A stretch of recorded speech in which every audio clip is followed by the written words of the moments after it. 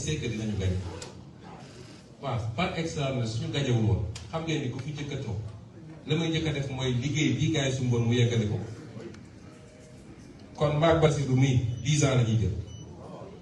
parti bi ñu seeyal ko projet bi jeex loolu yëpp parce que on voulait faire un fétichisme des élections j'ai dit non dinañu dem ci élection yi bu soobee yàlla peut-être ñu doon wax loolu xamuñu man de prison bi ma ne woon suite lañ ma ko jox suite chambre salon double climatiseur télévision yi fa ñëw gis nañu ma am sama gaddim këru 300 mètres carrés di doxantu teg fa sama vélo di pédale waaye est-ce que xam ngeen ni président Diomaye bi pendant 11 ans 11 mois 9 mètres carrés la de woon ñu boole ko yeneen ñaari nit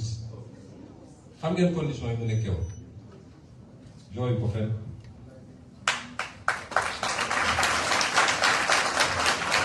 mais est-ce que xam ngeen ni li ëpp ci suñuy xale yi ñu ngi woon ci condition yoo xam ne kenn kuñ fi tegoon ci condition yi boo matul du génn ci prison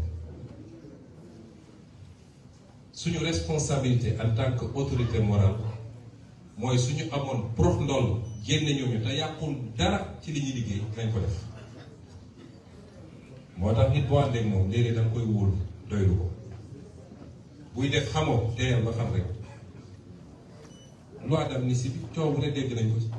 muy deuxième poñ boo xam ne discuté nañ ci dañu ñëw wax ma loi d'amnistie may leen soxlawu ma loi d'amnistie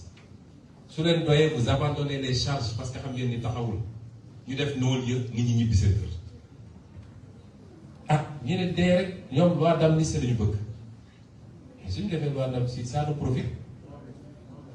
waaye instruction bi ma jox suñuy député mooy bu ñu àndee loi d'amnistie bi interpeller leen ministre de la justice bu dee léeg-léeg li bokk na ci voté non bu dee léeg-léeg li